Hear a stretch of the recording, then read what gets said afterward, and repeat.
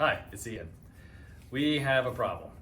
The straps that we were sending out for the last 9 months, basically the year of 2023, are defective. And it turns out that when our sewer sewed these, they sewed them upside down. And we didn't notice because they worked fine, and we thought we were working with pile. And it turns out that the one side is actually felt.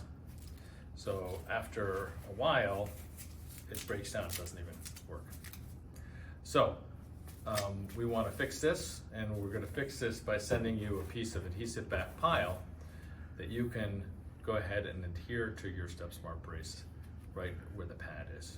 So simply just take the adhesive off, throw that away, and you're going to add it right to the part, the outside part, right where the strap is. So right where the pad is. So on top of the strap,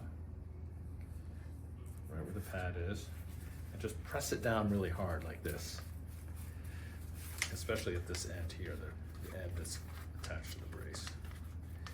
And now your strap is fixed, and you shouldn't have any trouble.